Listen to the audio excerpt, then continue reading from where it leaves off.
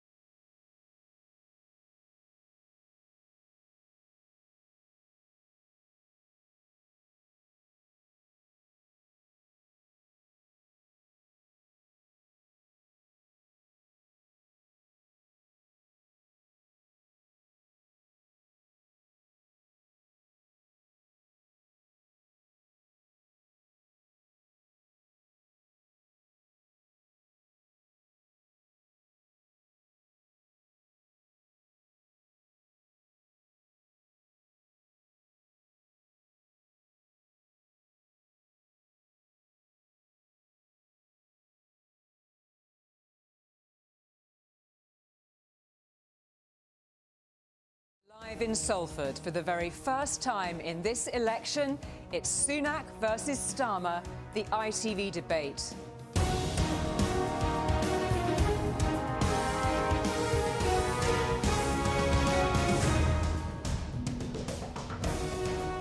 It's the first head-to-head debate in the 2024 general election with these two men who want to run the country, Rishi Sunak and Keir Starmer.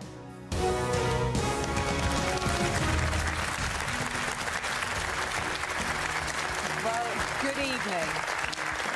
Tonight's debate is set against the toughest of backdrops. Since the UK last went to the polls, we've had a pandemic, Putin's invasion of Ukraine, and a cost of living crisis which is still hitting families hard. Huge geopolitical threats loom large, not least, of course, climate change.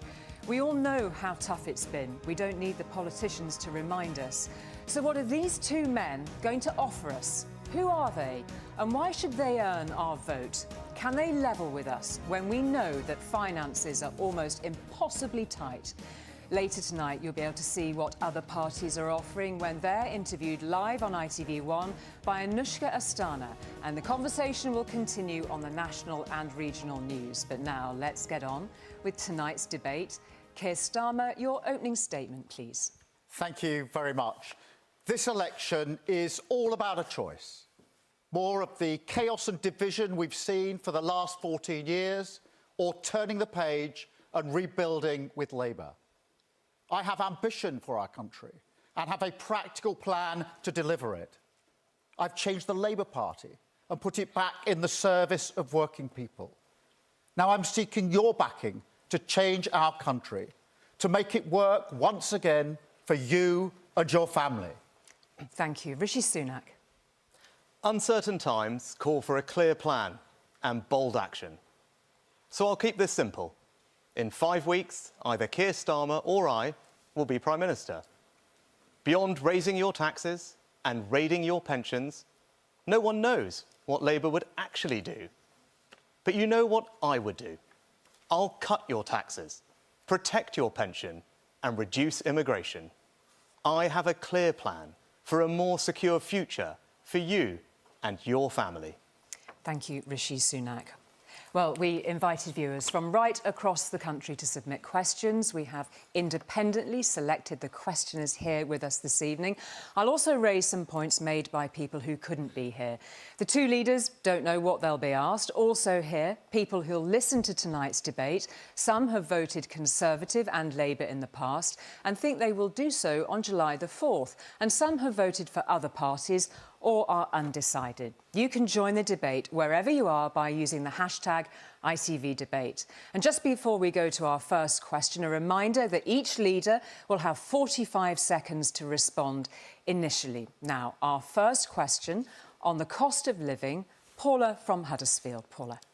Good evening, both. I have worked since I was 15 years old, and at the moment I hold a full-time, stable job. My children have left home. In the last few years, I found it very difficult to make ends meet, and the money simply doesn't go far enough. All I do is work to live. My food bill is nearly doubled. I'm in arrears with my bills. I spend my weekends batch cooking so I don't have to turn on my oven in peak times. My savings are gone, and I'm genuinely worried about my future. I don't think you actually understand how this is for people like me. So what can you do about that? Thank you very much indeed, Paula, for your question. Rishi Sunak. Well, Paula, I know how much of a strain the last few years have put on your family finances, the family finances of everyone in our country. And that's why my priority has always been to do what I can to support you. That started with bold action, like the furlough scheme during the pandemic, and more recently, my clear plan to bring inflation back to normal. And now, our economy is growing again, wages are rising, and crucially, we are able to now start cutting your taxes. But I know you're only just starting to see the benefits of that, as you described. So the choice at this election is with my clear plan and bold action to keep cutting your taxes, to give you financial security, or put all that progress at risk with higher taxes, £2,000 worth of higher taxes under the Labour Party. Thank you, Rishi Sunak. Keir Starmer.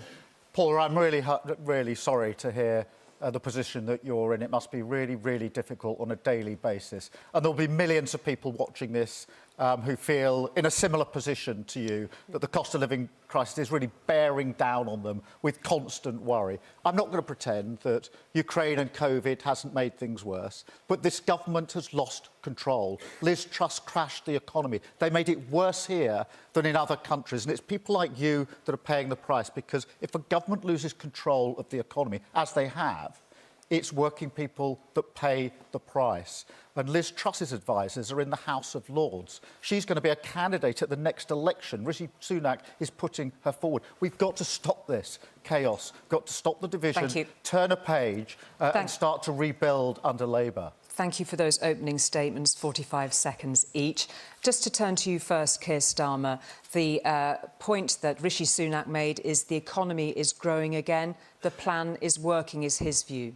Well, he says the plan is working. He says the plan is working. So the question for him is, why has he called the election now? Because if he thinks things are going to get better towards the second half of this year, why has he called it now? He's called it now because he knows, and I'll ask him this, he knows inflation is going to go back up. He knows energy prices are going to go back up in the autumn. That's what he's not telling you. So he says the plan is working, but I don't think he believes the plan is working, because if he thought the plan is working, he wouldn't have called this election right now. Rishi Sunak. I think it's slightly ironic, because from the moment I got this job, Keir Starmer was telling me, call an election, call an election. And now that we've called an election, he's saying, oh, no, don't have an election, because I don't want to tell you what I'm going to do. And this is the choice. This is the choice for everybody.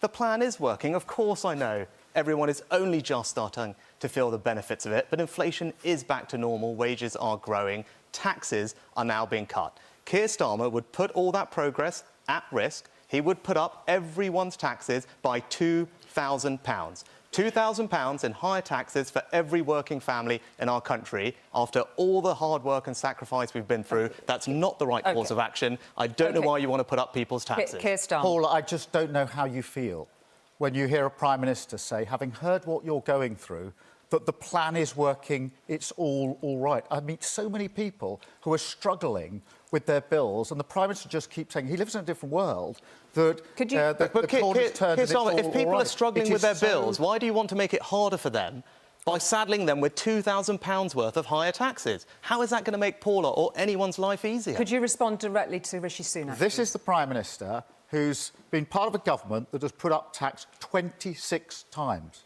The last manifesto that they had in 2019 said we won't put up national insurance. This man then put up national insurance.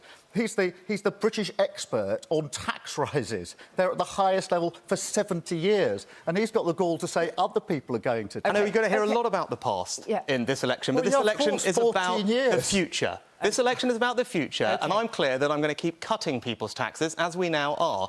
You want to put everyone's taxes up by £2,000, and this is really important. Independent Treasury officials have costed Labour's policies, and they amount to a £2,000 tax rise for every working family. No, this is important. Mark my words. Labour will raise your taxes. It's in their DNA. Your work, your car, your pension. Thank you. OK, you name it, sorry, Labour will tax it. I'm just going to draw breath there a moment, please, gentlemen. We're going to be talking about tax again later on. I just want to bring this part of the debate back very firmly to Paula's question. She made it very clear how hard her life is at the moment. You did acknowledge it, both of you. She spends her weekends batch cooking so she doesn't have to turn her oven on during peak times. There is worry here right before our eyes that we're being echoed across the country. One of the key points that Paula says is she says, I don't think you understand how hard it is for people like me. What are you going to do about it? How do you actually connect with Paula? Rishi Sunak. Well, I'd ask everyone to judge me by my actions. You saw what I did during the pandemic. When disaster struck our country, I implemented the furlough scheme because I knew the impact, devastating impact it would have on people. And you know what? Every week when I'm out and about, someone comes up to me and tells me how furlough saved their family, saved their home, because that's who I am. And I don't want to put that progress at risk. She also I want to keep delivering thank you. financial security by cutting people's taxes. Thank you. Whereas the Labour Thank you, Party Rishi want to Sunak. keep putting people's taxes up, and that's not going to help anyone you, Rishi overcome Sunak. the challenges they're Can I facing. just- Paula wants to know what you're going to do about it. Yeah, well, I think Keir what you Starmer. put to the Prime Minister is how does he connect? And Paula, what I would say is this. My dad worked in a factory. He was a toolmaker. My mum was a nurse. We didn't have a lot of money when I was growing up, and we were in a position on occasion where we couldn't pay our bills. So I know how that feels. In our particular case, we had our phone cut off because we didn't have the money. So I do know the anguish of worrying when the postman comes with a bill. What is that bill going to be? Can I pay for it? Are you saying, I don't think the Prime Minister quite understands the position that you and other people are in. I do want to, if I may, just answer that. No, I could let just Rishi answer Sunak, that. no, please let Rishi Sunak respond to that, please. Because this election is about the future and making people's lives better. Now, I've got a clear plan to ease those anxieties that Paula and everyone is facing, because things are tough. I want to make them easier by continuing to cut your taxes. The difference at this election is Keir Starmer is going to put your taxes up by £2,000. Thank you. So if people are worried about their electricity bill, their food bill... OK, thank you taking very their much. kids on I a am going to holiday, stop. I am going to... £2,000 worth of tax rises are not going to help with any of those things. Rishi Sunak and I'll Keir ask Starmer, again, I am going to draw a line under up? this part of the debate. We're going to be talking about tax again later on. And also to both of you, we'll be talking about that. Paula, thank you very much indeed for your question. We're now going to go to the issue of health and social care, which, like some other issues that may come up in tonight's debate, is a devolved area. That means policies set directly in Scotland, Wales and Northern Ireland, and the UK government sets policy for England. So our next question is about the health service, and it's from Janet from Telford. Janet. Thank you. I've interacted more with the NHS lately than the average person. I'm a cancer survivor. My son is a nurse. I recently lost a cousin who was waiting for surgery. No one is brave enough to tell us the truth. The NHS is broken. Be honest with us. How long will it take to fix it? Thank you very much indeed. Janet. Keir Starmer. Janet, I'm really sorry to hear about your own position and that of your relatives. My wife works in the NHS in one of the big London hospitals. My mum was a nurse, my sister was a nurse, so the DNA, it runs through my DNA. And you can imagine just how angry I am that it's been broken, and it has been broken exactly as you describe.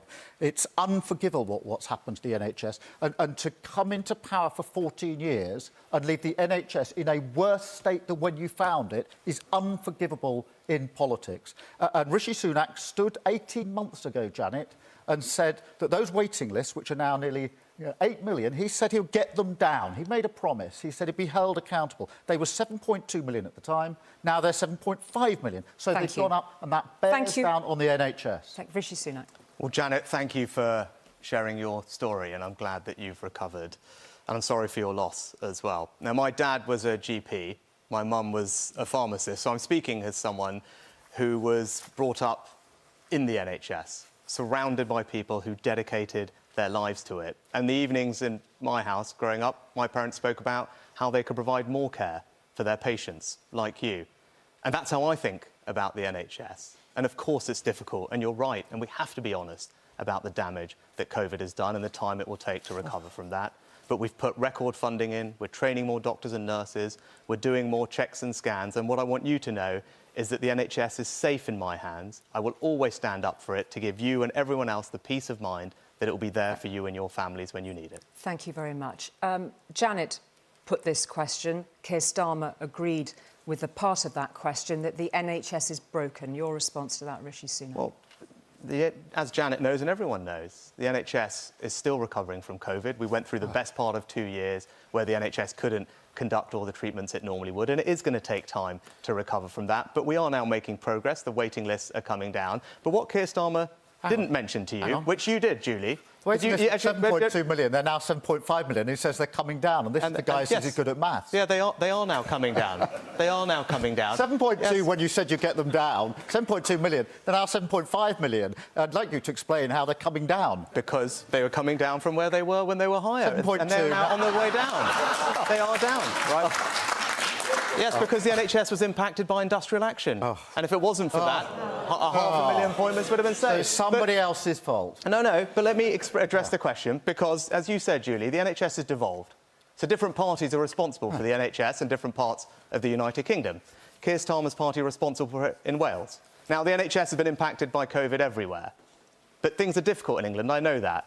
But if you were in Wales, you would be waiting 40% longer for treatment. Ambulance and A&E times are the worst in Great Britain. Thank you. And 1 in 4 people are on a waiting list. So, yes, the NHS has challenges, but it has challenges everywhere, regardless of the party that's in charge. I'm looking at Janet's response when all the Prime Minister can say to her is that what the position is in Wales. Janet, I don't know. You may not be interested in the position in Wales. You may be interested in the position that you're facing and want a Prime Minister who takes responsibility for what he is responsible for. But what you'll get with the Prime Minister is somebody who makes a promise saying, I will be held personally responsible for bringing those waiting lists down. Yeah. At the moment they don't come down, what does he do? He blames everybody else. Keir Starmer... What did personal responsibility actually mean? Very clear. Sorry, can I just intervene there and ask very specifically then, Keir Starmer, what would you do about the doctors' strikes that Rishi Sunak raised? Can you answer that very directly to Rishi Sunak? We've got to resolve them, and for months and months and months, the Prime Minister hasn't resolved them. They've been arguing about who gets in the room. You've got to get in the room, you've got to resolve it, because the NHS needs to get back to work. But we've also got to bring down the waiting list. We've got a plan for 40,000 extra appointments each and every week. That's 2 million a year to bring those waiting lists down. They're at a record high. And under the last Labour government, the record was waiting lists right down, satisfaction in the NHS at a record high. That's completely been turned on its head. OK, Rishi Sunak. I'm really grateful for everyone in the NHS for working so hard, and we have now settled pay rises with everyone in the NHS except for the junior doctors. And of course I want to do that, to make sure it's fair and affordable though. But despite being offered the most generous pay settlement anywhere in the NHS, and indeed the public sector, the union are demanding a 35% pay rise, and I don't want to raise your taxes to pay for that, because I don't think it's right. But I will say this.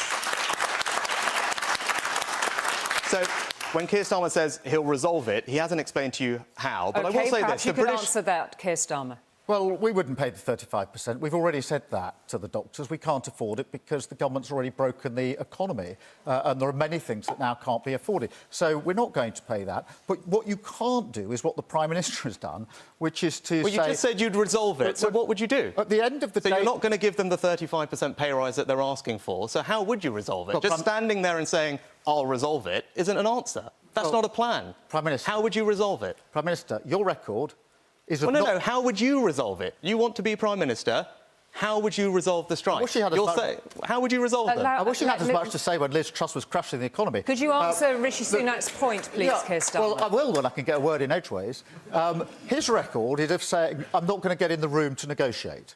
And what have we got? We've been in the room to negotiate. What have we got? Ongoing strikes. Answer. We have to end these strikes. The grown-up way to do that is to get in the room and to negotiate with the doctors and come to a settlement. There's only two ways forward. One is a continuing strike, which is what we've had for a very, very long time. We're now 4.5 weeks from election. He's going to kick it into the long grass. Right. Or you get grown up, you go in the room and you resolve this. That does not mean you agree with the 35%. We can't afford that. Thank you. But we have got to settle on this point. I'm going to pause it there. I'm going to pause that there, please, because I want to return to another part of Janet's question that you did touch on, that she lost her cousin who was waiting for surgery. These waiting lists are a matter of life and death. A quick point of information to both of you. If you had loved ones on a long waiting list for surgery, would you, if you felt that that was the only way forward, use private healthcare? Rishi Sunak? Yes. Keir Starmer? No. Absolutely no if your loved one was on a waiting list for surgery? No. Thank you very much. I don't use private health. Okay. I use the NHS. That's where my wife works, in one of the big hospitals. As I said, it runs through my DNA. OK, thank you. We've had the answers to that very clearly. And I just want to pause there to move on to a different aspect of the debate on the NHS. Everyone knows that fixing the NHS depends on fixing social care. 5 years ago, Boris Johnson was standing where you both are now. He told me there was a plan ready to go on this. We're still waiting. Will you both now commit to a fully funded solution in your manifesto this time round? Yes or no? Rishi Sunak. Yes, well, we've already implemented charging reform. Pilots are in place to implement the reforms. They will be rolled out later this year, fully next year. It'll be fully funded in your manifesto. We've already given social care an extra £8 billion because the pressures are immediate. Thank you. And the pilot reforms are there for charging. OK, we heard that answer. Yes or no? We will have a plan for social care, and like everything else in our manifesto, it'll be fully costed and fully funded. It starts with the workforce because, as you know, one of the biggest problems in social care is that the workforce is fragmented, poor conditions, and many people... Thank you. Well, you talk about the workforce. If I could just pick up on this workforce question, because it is important, because there's no way to get Janet and everyone else the care they need without a workforce. OK. But the British Medical Association has warned that Keir Starmer's pension tax risks an exodus of doctors, because we're talking about doctors from the NHS. OK, we are going to... No, gentlemen, well, no, please. It's all joined up. Actually, but it's all joined up, but this is an important point. Thank you very much indeed. We're going to come on to tax very shortly. I am going to say, yes, tax will run through a lot of what we're discussing this evening. We will return very specifically to it. And I just want to stay on the issue of public services and take a quick fire on education. OK, we've had Harry, a message from Harry, who's a teacher just starting out, and Deborah, who has been a primary school head for 40 years. They've both been in touch with us to tell us effectively the same thing, that they cannot believe how bad things are in their sector. They want to know what you can do for them. Rishi Sunak. Yes, well, I think education is the most powerful way that you can transform people's lives. That was something that my parents raised me with, and I'm grateful to all our teachers for what they're doing, which is why we're backing our schools with record investment at the moment, but also reforming how we teach our kids, which is why I'm proud that right now English school children are the best readers anywhere in the Western world, and that is testament to the hard work of teachers and the reforms of this Conservative government. Well, there's a pattern here, isn't there? We've just been talking about the NHS, and Janet says it's broken. We've now gone to education, and the teachers say that's broken as well. And I know the Prime Minister has already said in the first however many minutes of the debate that he doesn't want to have anything to do with the last 14 years. I'm sorry, Prime Minister, you may want to just cast it off, but everybody else is living with it. When it comes to schools, we desperately need more teachers, because in secondary schools we do not have the teachers we need. So, for example, on key issues like maths, we have maths being taught, and parents watching this will know, by supply teachers, by PE teachers, but not maths teachers. So we would have in place, one of our first steps would be to recruit 6,500 teachers to fill those gaps, which will help the existing teachers who are struggling to cope with the mess that this government has left them in. So tell Rishi Sunak why you're going to raise VAT on private schools to achieve the money that you say you will spend on those extra teachers. Why are you making that choice? Tell Rishi Sunak. Because I believe every child should have the teachers they need in the core subjects like maths. And I think for a child in a state secondary school who doesn't have a core teacher in something like maths is going to live with that for the rest of their lives. It's not a one-year problem or a two-year problem. If they're in their GCSEs, it's for life. And therefore, we will have 6,500 recruits. We will get rid of the tax break on private schools to pay for it. That's a tough choice. I do understand that. It's a tough choice. Rishi Sunak. But I want to make sure that children in our secondary schools get the chances that they need. You've explained the policy. Thank you, Rishi Sunak, if you'd like to respond directly to I don't agree with it, because I think people who work hard and aspire to provide that education for their kids should have that freedom. That's what my parents did, and I'll support it. But you heard it. Keir Starmer is going to raise taxes. But that's just the start, because there's a long list of other things that he needs to find the money for. So it's not just going to start and stop there. There are £2,000 worth of tax rises coming for every working family in this country. And as I said, he's saying to you he's going to raise taxes. I do need to answer that. That's not the start, and that's not the end. I do need to answer that, because he put that figure out there. Well, what's happened here is, it's a classic. They put in pretend Labour policies to the Treasury, and then they get a false readout. So I'll just tell you, what they've put in for this analysis is a mental health policy that isn't the Labour Party's policy. He's put in one of his own policies. He's asked the civil service to cost it, and they've come up with this figure of £2,000. They are an independent civil service. I think in terms... Put it twice, I do need to deal with it. Gentlemen, please, may I just say that people can have a lot of figures to get their heads around tonight. I'm not saying that people aren't more than capable of calculating that rapidly at home, but I do want to actually draw the focus then, given we're on this patch, very specifically onto the question of tax. I want to talk very specifically about tax before we finish this first half of our debate. Can we clarify the similarities in your positions? Please raise your hand if I am wrong. You, as Prime Minister, will not raise income tax. You will not raise national insurance in the next Parliament.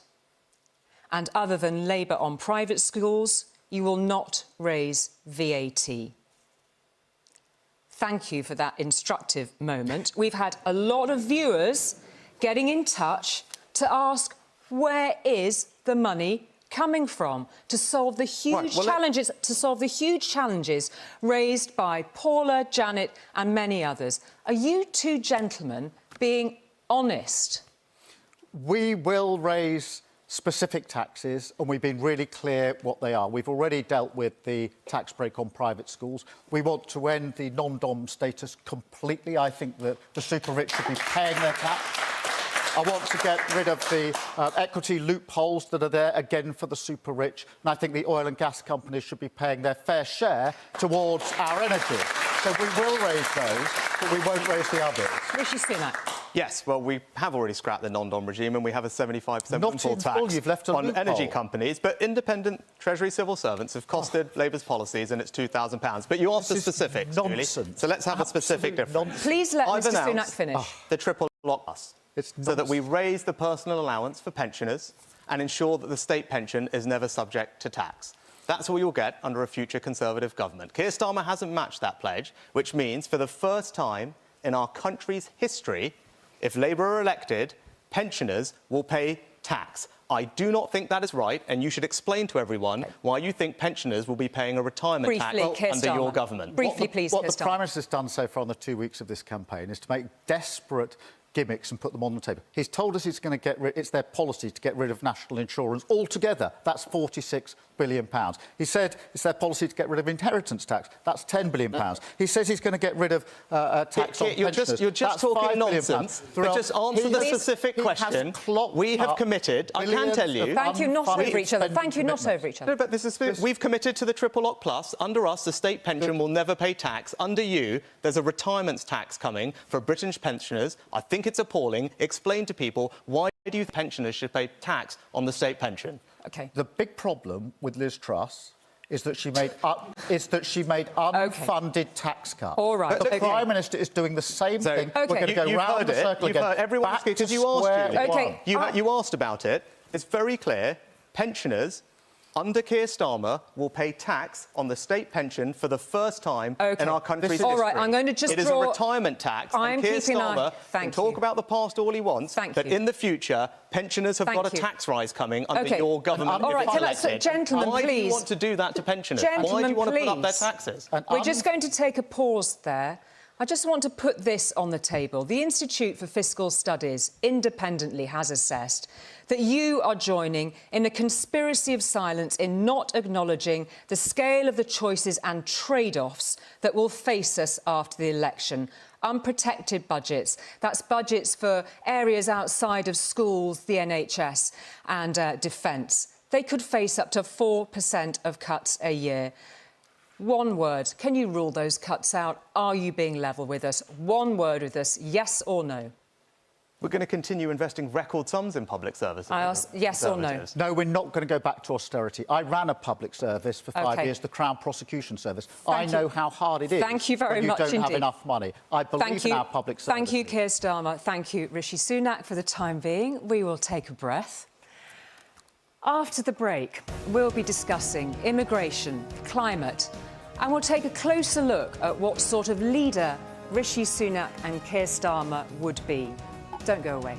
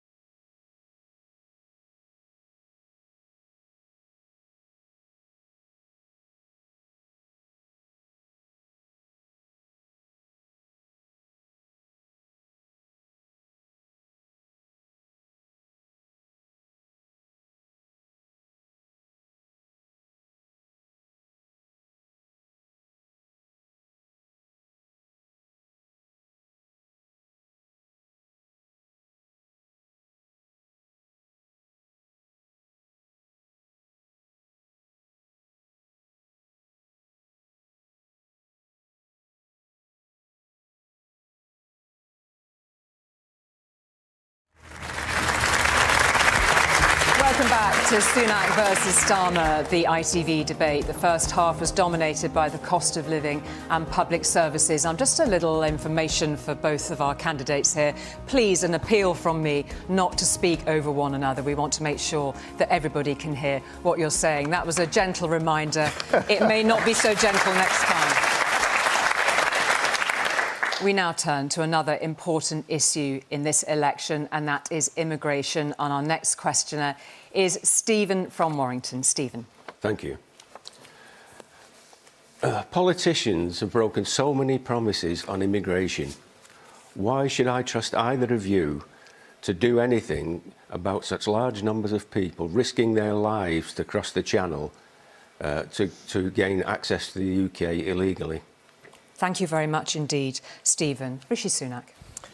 Stephen, immigration is too high, and we will need to take bold action to bring it down, whether that's legal migration, where we're going to introduce a new legal cap to guarantee that it will come down every year, or the boats, which you mentioned, where we got the numbers down last year by a third, and now we have a deterrent ready to go. Migrants have been detained, the flights will go in July, but only if I'm your Prime Minister. If Keir Starmer's elected, all those people will be released, the flights will be cancelled, and we will have no deterrent to stop the unfairness of people crossing in boats. So that's the choice for you at this election. Stick to our plan, and illegal migrants will be on those planes. With Labour, they will be out on our streets. Thank you very much, Rishi Sunak. Keir Starmer. Well, Stephen, the levels of migration are at record highs. 685,000. It's never been that high, save in the last year or two. The Prime Minister says it's too high. Well, who's in charge? Who's in charge? He's the most liberal Prime Minister we've ever had on immigration. We've never had numbers like this before. And he says that you can believe him on the boats. Nobody should be making that crossing across the Channel. 18 months ago, the Prime Minister made a promise. He said, just like the NHS promise, he was personally accountable for it, that he would stop the boats. This year alone, 10,000 people have crossed on boats. That's a record number. So, again, he's made a promise and he's completely failed to keep it. Thank you. Rishi Sunak, respond directly to Keir Starmer. Yeah. Over the last 12 months, the number of crossings have down a third because the plans we put in place are starting to make a difference. But the choice of this election is about the future. I believe you need to have a deterrent. The only way to stop this problem is to say to people who come here illegally, they cannot stay and they will be removed. If I'm your Prime Minister, the planes will go to Rwanda, we will have a deterrent. So the simple question for Keir Starmer is, what will you do with people who come here illegally? What will you do with them? Well, very simply, what will you do with them? That's what I'm going to do. We'll have a deterrent. What are you going to do? We need to smash the gangs that are running this vile trade, making a huge amount of money, putting some of the most vulnerable people in boats across the Channel. They're making a fortune. Before I was a politician, Stephen, I was the Director of Public Prosecutions, and I worked with the police and prosecutors in other countries to bring down terrorist gangs who are running across borders. I do not believe it's impossible to bring down these gangs. What I won't do is engage in an expensive gimmick, the Rwanda scheme. If he believed it was going to work, he wouldn't have called an election before it can be tested. He wouldn't have done it. So, Keir Starmer said, smash the gangs. We put new laws in Parliament that have now led to almost 1,000 criminals and people smugglers being arrested, serving hundreds of years in jail. Because we do need to smash the gangs. Keir Starmer voted against those laws. So, as ever, you say one thing here, but your track record says something completely different, and you can't be trusted to tackle immigration. So why are the numbers this year 10,000 record numbers? Why is that? Because this is a challenge. This is a growing challenge, but I've got a plan to deal with it because I'm going to put people on planes. What are you going to do with them? I can tell everyone what I'm going to do. You might not like it, but I've got a plan because we've got to have a deterrent. What are you going to do? Just tell everybody. What are you going to do with illegal migrants who arrive? Please, can we please, gentlemen, we will lower our voices. Keir Starmer, please respond directly to Rishi Sunak. There's a pattern of behaviour here. He said he would get waiting lists down. They've gone up. He said he would stop the boats. We've got record numbers coming. The promises he makes are not worth the paper they're written on. His plan is failing. We do have to deal with this problem, Stephen. We absolutely have to deal with it. We have to smash the gangs that are doing. I will never accept that the only criminal gangs that can't be taken down are these vile gangs. I've taken down terrorist gangs in my past. I've seen how it's done. I know it can be done. We'll have a border security command if I'm Prime Minister, and we will get that done and stop this vile trade and those boats coming over with very vulnerable people. Thank you very much. I'm just going to call a pause there. Thank you very much. A very specific question to you, if I may, Rishi Sunak, and that is on the European Convention on Human Rights. If your Rwanda plan is blocked by the courts, and will this appear in your manifesto, that you would remove the UK from the European Convention on Human Rights? Is that part of your plan? Will that be in your manifesto? I'm crystal clear. I believe all our plans are compliant with our international obligations, but if I'm forced to choose between securing our borders and our country's security or a foreign court, I'm going to choose our country's security every single time. So that's a yes. Excuse me, can I be clear? That is a yes. I've been crystal clear. I will choose our country's security ahead of membership of a foreign court every single time. Very, very clear answer. Keir Starmer, respond to that directly to Rishi Sunak, please. No, if I'm Prime Minister, we will not pull out of international agreements and international law, which is respected the world over. Because I want the UK to be a respected player on the global stage, not a pariah who doesn't agree with international law. And those laws were put in place after the Second World War, after the horrors of the Second World War, when all governments, all countries came together and said, never again. And it was a Conservative government. Churchill's fingerprints are on this instrument. So important was it for the Conservative Party. This Conservative Party is a million miles away from the Conservative Party of old. I have a direct question to put to you, Keir Starmer. You sound quite similar, just to confirm for both of you, on the issue of safe routes. Are safe routes for people crossing the Channel not the answer? Keir Starmer. Well, I don't think anybody should be crossing the Channel. In relation to some countries, I do agree with safe routes. So, for example, just give me the example, Afghanistan, where everybody will observe the terrible scenes when the Taliban took over, and people risk their lives to interpret for our forces, etc. I thought they should be allowed to come here to safety, and I supported the safe routes for them to do so. There are circumstances where I do believe that's the right thing to do. Ukraine is another example. Thank you. We just need to keep this brief. Yes or no to safe routes for those crossing the Channel? Of course we should have safe routes, but when we've controlled our borders, we will be able to have a conversation about the right number to accept. We've been a very generous, compassionate country. But we talk about European conventions. 20 European countries almost now have agreed with my approach. Believe that you need to be able to return people to a safe country, otherwise you can't solve this problem. We still haven't heard from Keir Starmer, and this is meant to be a debate about the future. I will put people on planes to create that deterrent. Multiple other European countries agree with that. What will you do with illegal migrants who come here? What will you do with them? Well, would you consider processing asylum claims in a third country, Keir Starmer? Yes, if that was possible to do it in compliance with international law, of course. But just let me deal with this, because... So you do now agree? So you... Honestly, now you've just changed your mind. I thought we were not going to talk over each other. So you do now agree with third country deals? Thank you very much. Could I just get a word in edgeways? Mr Sunak. Mr Starmer. At the moment, people arriving by small boats are not having their claims processed. By the end of the year, that means there'll be 100,000 people in hotels at taxpayers' expense who are not having their claims processed. That means one thing: they cannot be returned. And that's why returns have gone down by 40% on his watch. Now, he'll say again, well, don't look at the last 14 years. I know that was terrible. Don't look at that. I'm just looking forward. But I'm sorry, we're all living with the consequence of your awful decision. Thank you. So, gentlemen, thank you very much indeed for that. We are trying to get as many topics in. Thank you. No, thank you. I'm just going to draw a line under that. We are just trying to cover as much ground as possible. I'm sure you both understand that. Thank you. We're going to turn now to our fourth question from Omar from Manchester. Omar. Thank you. I'm worried about the UK's lack of leadership on the world stage. I want our PM to be strong enough to take a stand even when it's hard. So what should happen next to stop these awful scenes we're seeing in Gaza? Thank you very much indeed for that question, Omar. And that question there, it has a wide range to it, but very specifically, it is about the Hamas terrorist atrocities of October the 7th and then what unfolded after, the scenes of which we see on our television news every evening. So I'd like you both, please, to address that particular situation. A lot of people have been very uncomfortable with the stance that both of you have taken on this. How would you respond? First to Keir Starmer. Well, Omar, the situation in Gaza is intolerable. It's catastrophic. Tens of thousands of people have been killed, a disproportionate number of women and children. So, Omar, what we need now is a ceasefire, a cessation of the hostilities straight away. And for these purposes, which is really important because it's a very grave situation, firstly, we have to get the hostages out. They've been held for a very, very long time, and I dread to think that the state they're in. Secondly, we desperately need humanitarian aid into Gaza, but desperately, it's catastrophic.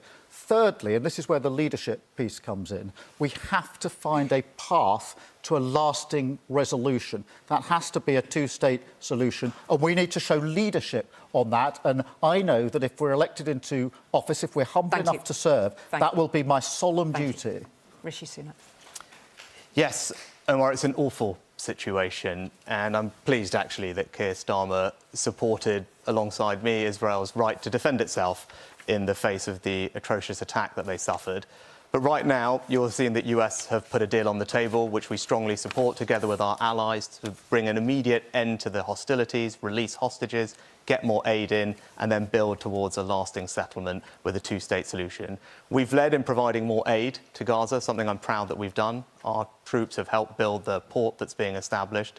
But more generally, the world is a more uncertain place. What Hamas is doing is indicative of the dangers we face, which is why I've made the bold decision also to lead, to increase investment in our country's defence, because I think that's necessary to keep you safe, everyone safe. It's something that the Labour Party have not matched. Thank you very much indeed for those serious, considered responses to the first part of Omar's question. You raised a question there very specifically at the end of that statement, Rishi Sunak, raising the question about our security or otherwise under the potential leadership of Keir Starmer. Do you really think the man standing next to you is a threat to our national security? No, I don't think the Labour Party can be trusted to keep this country as safe as the Conservatives. The world is a more dangerous and uncertain place than at any point since the end of the Cold War. I've made the decision to invest more in our defence, taking it up to 2.5% of GDP. Labour Party have not matched that.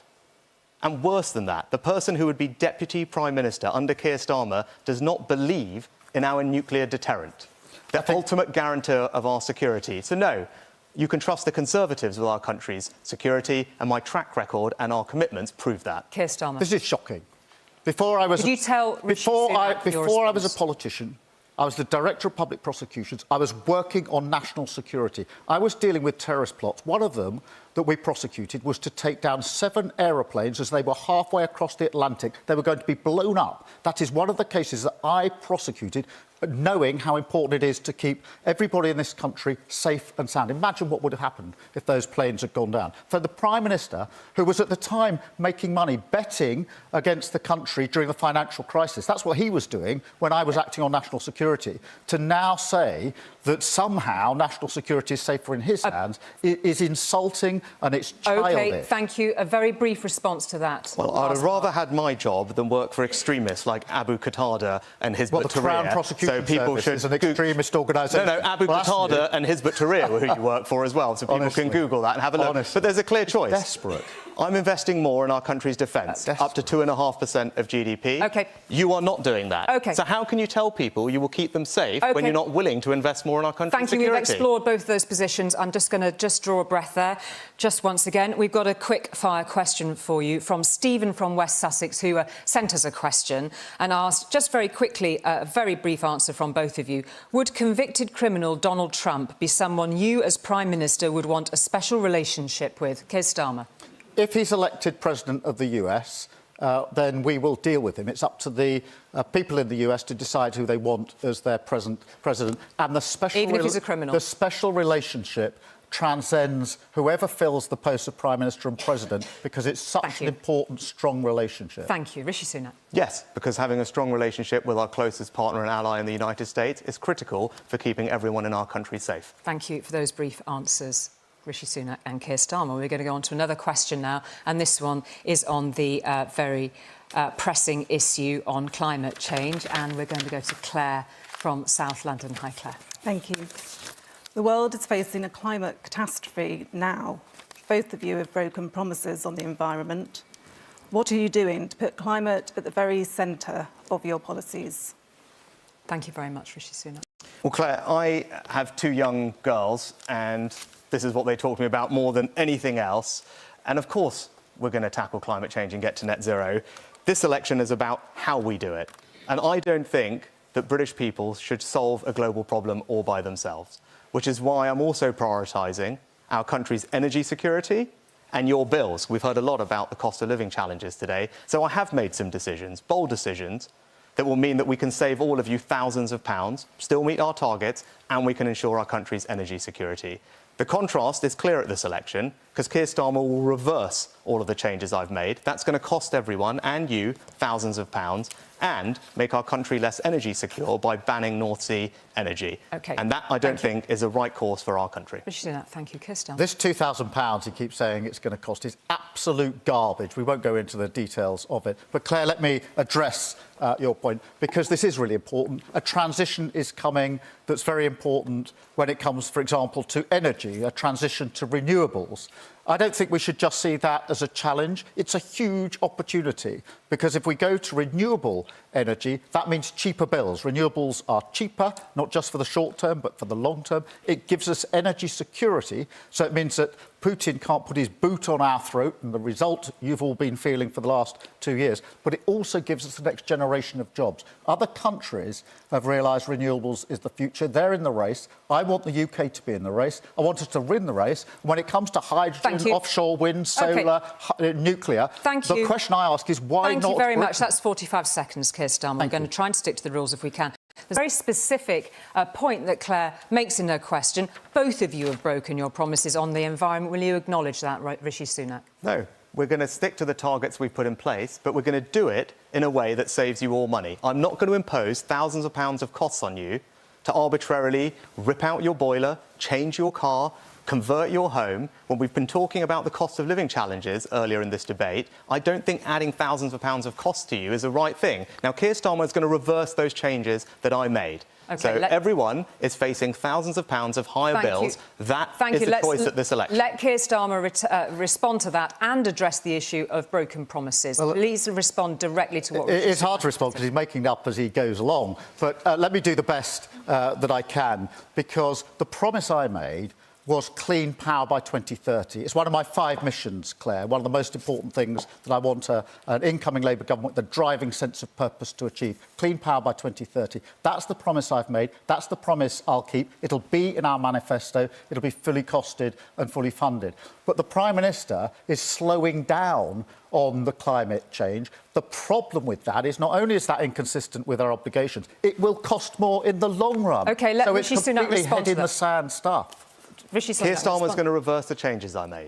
To install a heat pump now, if you don't need to, costs about £7,000 or £10,000. To convert your home, again, if you're in a terraced house in Darlington, £10,000. Changing your car sooner than America, Canada, Sweden, France, Germany, as he wants you to do. Thousands of pounds. OK, let There's Keir a simple Starmer choice respond at this election. Thank you. If you think Labour are going to win, start saving. Let Keir Starmer respond to those specific points. Keir Starmer. Well, the company that the Prime Minister's been using to try and trail out these figures has done some analysis, which is actually published today, Prime Minister. You obviously haven't seen it. What they say, this is the company he's relying on, is that will cost more, the 2030 plan, if you're with the Prime Minister than with a Labour government. And that's been published. I don't know whether you've been too busy or you perhaps haven't seen it, but the very company that he relies on to trot out these false figures is actually saying it's more expensive with the Conservatives than with Labour. Now, I would like him just to answer that. Rishi Sunak, anyone can go online when they get home. Go and see how much it will cost to convert your home. Go and see how much it will cost to install the heat pump. Go and see how much it will cost to change your car. Those are all the things that he's going to force you to do sooner than is necessary. You can go and see tonight the thousands of pounds that's going to cost you. I said it before, I'll say it again. He is going to put up your taxes, put up your bills, very much. as clear as night follows day. I'm going to just return very briefly to Claire's question. She's talking about a climate catastrophe now. What are you doing to put climate at the very centre of your policies? Very briefly. I want to set up Great British Energy.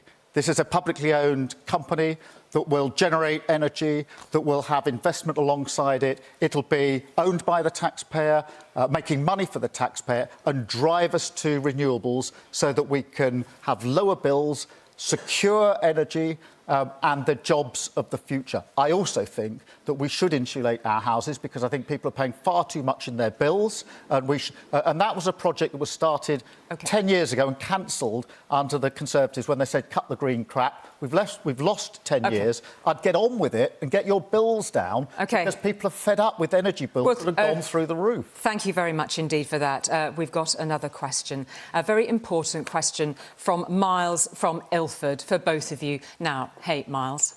Thank you. Like many young people, I completed my final years of sixth form under COVID restrictions, started university under them, and I've had to deal with a cost of living crisis, a housing crisis, and an unstable world. What future can you offer my generation, and when will we become your priority? Thank you very much indeed. Kirsten.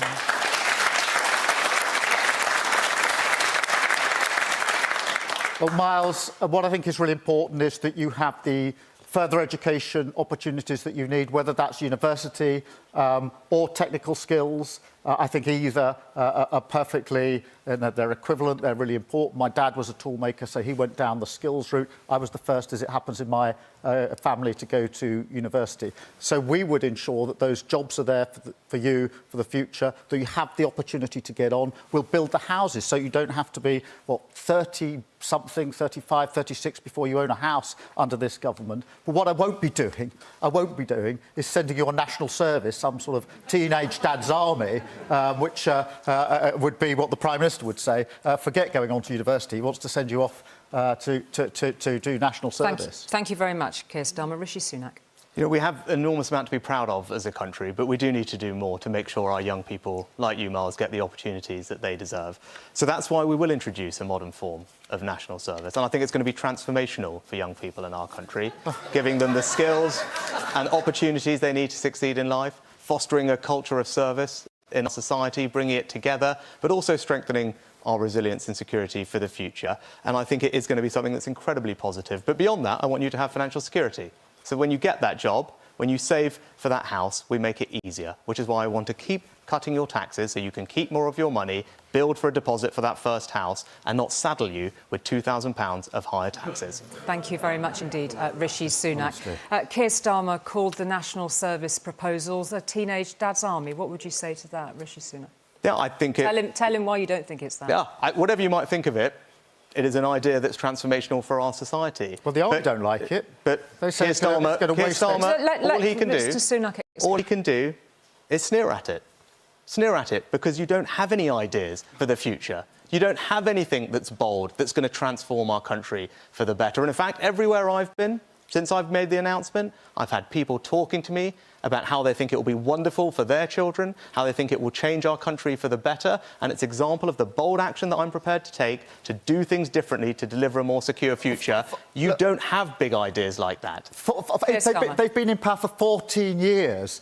And after 14 years, with a few weeks to go before the election, they come out with this desperate idea. It was such a brilliant idea. Why for 14 years has your government not lifted a finger to do it? It's a desperate attempt. Now the election's being called to get some attention to put something on the table. The other thing I would say is this. It is very important, Miles, is that the money the Prime Minister says he's going to use for this national service, he's going to take away from levelling up. Remember that promise in 2019, we're going to level up? When I was going to use the money for national service and the army say, and the military say, this isn't going to help us because we don't have the wherewithal to train people and it'll take away from our own budget. Rishi Sunak to respond. It's not thought through, it's not sensible, it's desperate. Could you respond very specifically on those points? Actually, having spoken to lots of people from the armed forces, they're very supportive of the plan, and they think it will do brilliant for them over time to attract people into the armed forces. And actually, the money that we spend on levelling up is partly spent spreading skills and opportunities for young people. And I think this is the best way to do it. But again, you've had 14 years with nothing to do but think about the future, but you have nothing to say about it, and all you can do is talk about the past. And it's clear, there are no big ideas here. If we want to transform our country for the better and deliver a secure future, you've got to have leaders who are prepared to do big, bold things. Rishi Sunak saying you're stuck in the past, Keir Starmer. On the one hand, he says these are all the big ideas that Keir Starmer's coming up with and they'll cost a fortune.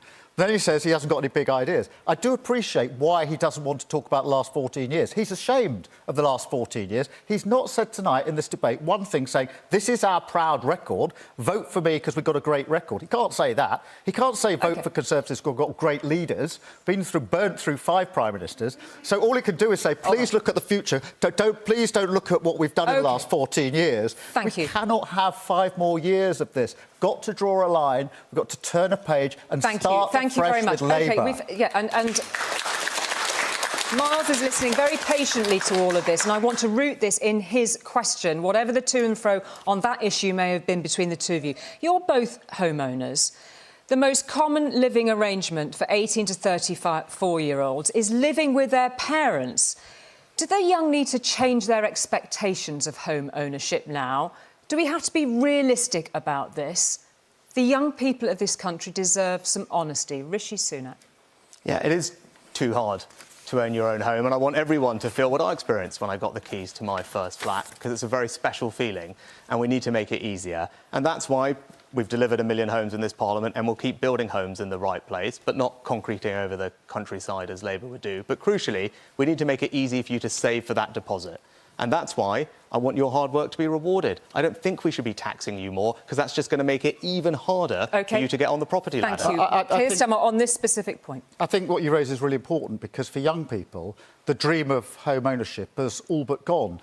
The average age for owning a home now, Miles, is late 30s. That's shocking, because I know what your own roof over your head means for an individual. It meant the world to me when I was growing up. So we will build 1.5 million homes. Picking a number requires a plan. And if those homes are going to be built, we're going to have to change the planning laws to make sure we can get on with it. We're going to have to make sure our mayors and combined authorities have the powers they need to put the homes in the places. And we need to make sure the amenities are there, the schools, the health clubs, etc., to support those homes. So we've got a clear plan to deliver on the homes that will make sure, Miles, that you get that chance for the dream far earlier than you do under this failed government. All right, thank you very much indeed. There was so much that was in the question from Miles. Thank you very much indeed for that. And we're just going to come now to a final quick-fire question. It's been a pretty serious evening in terms of what we've discussed so far. Just to both of you, apparently there is another big contest on this summer. For many, it's the biggest contest, and that is, of course, the Euros. We know you're both football fans. You are not the only leaders under pressure to win, and sometimes accused of not being exciting enough. So here, slightly with my tongue in cheek, if you'll forgive me, both of you, is a question that we've literally just had in from Gareth, who's on his way to Germany. What is the best leadership approach? Play it safe or take some risks and go for the win? What would be your leadership style? Rishi Sunak, quickly. Well, not to give advice to Gareth Southgate, who, when I met him, we did discuss who had the worst job in Britain in terms of other people giving you their opinions. But I'd say you need to have a clear plan and you need to take bold action, because you don't do anything without those things. Thank you very much, Rishi Sunak. Keir Starmer, briefly. Game plan, good squad, and he's got both of those. I really think England are going to do really well this year. He's got a fantastic team, and I'm really... Be radical or do you play it safe? Sorry? You need a strategy for winning, so it depends who you're playing, what the issue is. That's what Gareth does. He's very, very good at this, and he's built a squad. And just like I've got a brilliant Senate cabinet. OK, thank you very much, gentlemen, for both of those answers on the footy. Thank you. And we go now to the candidates' closing statements. First of all, Keir Starmer. Thank you. I don't offer you the gimmicks or unfunded promises that Rishi Sunak does. I don't pretend there's a magic wand that will fix everything overnight. Instead, I offer a practical, common-sense plan to change Britain. This election is about who our country works for. The simple, patriotic belief that Britain can be better and must be better. Imagine how you would feel waking up on July the 5th to 5 more years of the Conservatives. 5 more years of decline and division. The arsonists handed back the matches. Now imagine turning the page with a Labour government that rolls up its sleeves and gets on with the job, that puts the country back in your service. The choice at this election is clear. More chaos with the Conservatives or the chance to rebuild Britain with a changed Labour Party. Thank you, Keir Starmer. Rishi Sunak. Either Keir Starmer or I will be your Prime Minister, and a vote for anyone else makes it more likely that it will be him. Agree or disagree with me, you know what I stand for. I'll always have your back, as I did with furlough. But with Keir Starmer, apart from higher taxes, you don't know what you'd get, and neither does he. And we've heard a lot about change from him, but change to what? Keir Starmer is asking you to hand him a blank cheque when he hasn't said what he'll buy with it or how much it's going to cost you. In uncertain times, we simply cannot afford an uncertain Prime Minister. If you don't know what you're going to get with Labour, don't vote for it. On the 4th of July, choose lower immigration, lower taxes, and protected pensions. Choose a secure future with the Conservatives. Thank you very much indeed, Rishi Sunak and Keir Starmer. Well, that's it. Quite a night. We've come to the end of our debate. You've heard from Rishi Sunak and Keir Starmer head-to-head tonight. You can also hear what other parties standing in this year's general election have to offer in the ITV election interviews with Anushka Asthana coming up next. The conversation will continue, not just here, on ITV, on our national and regional news. And next Thursday, guess what? We'll be back to host ITV's 7-party election debate. And then in just over 4 weeks, you ultimately get to decide who runs the country. From all of us here in Salford, good night.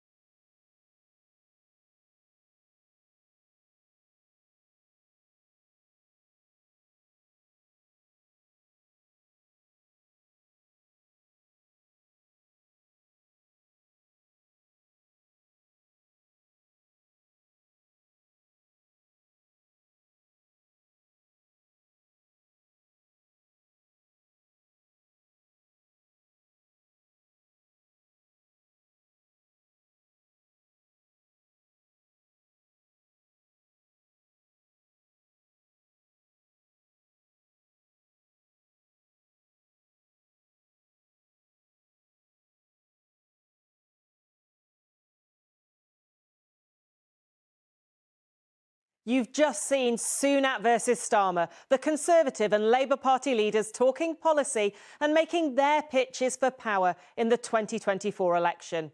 Now, with the future of the country at stake, we have 4 more parties who also want your vote. Welcome to the ITV election interviews.